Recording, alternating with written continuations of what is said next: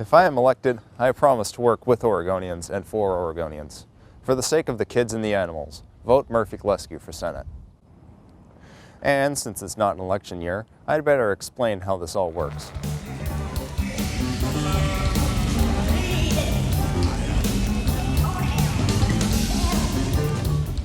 The legislative branch is made up of the 435 members of the House of Representatives, whose numbers are decided by the state's populations. There are also 100 members in the Senate, where each state gets 2 members.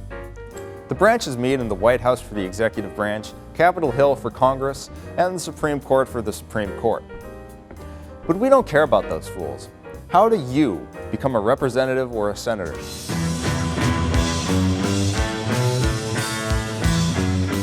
As we live in a society with institutional ageism, you have to be 25 years old to serve in the House of Representatives or 30 to serve in the Senate. Other than that, there are no restrictions on serving in Congress, except that you have to live in the state which you are representing. House members come up for re-election more often, as they are elected every 2 years, as opposed to senators who are elected every 6. But what really separates the two houses?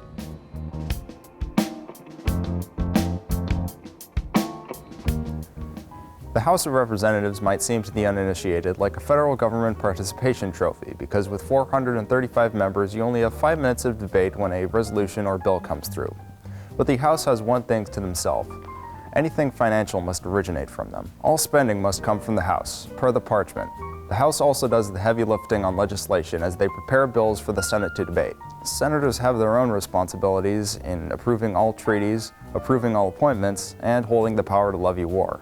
The Senate also has one very special power when it comes to dealing with the executive branch, which I will explain using the latest addition to the communist sports agenda, NASCAR. Let's see what happens when President Martin Truex Jr. tries to veto a bill in front of Senate Majority Leader Brad Keselowski. Martin Truex Jr. is going to be aggressive.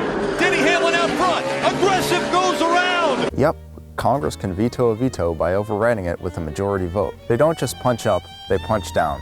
By sending a bill back for a rewrite, they waste less time on poorly written things and more on things that matter. If a bill is not sent back, then a simple 51-49 majority sends it on its way to the President's desk, where it will hopefully be signed into law.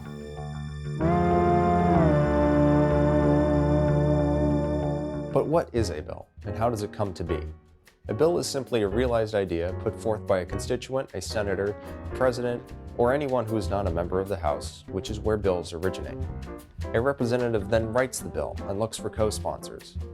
Co-sponsors are other members of the House who sign their name onto the piece of legislation so that it may move forward. Bills are debated, have hearings held on them, and work done in the House, and then they come to a vote. If it passes the vote, the bill moves on to the Senate, where more debates and hearings are held. Another vote is then held. If it passes, it is sent to the President's desk, where it is then hopefully signed into law.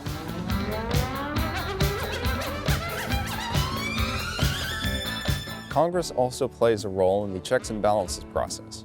The House has the ability to impeach any sitting official at any point in their term.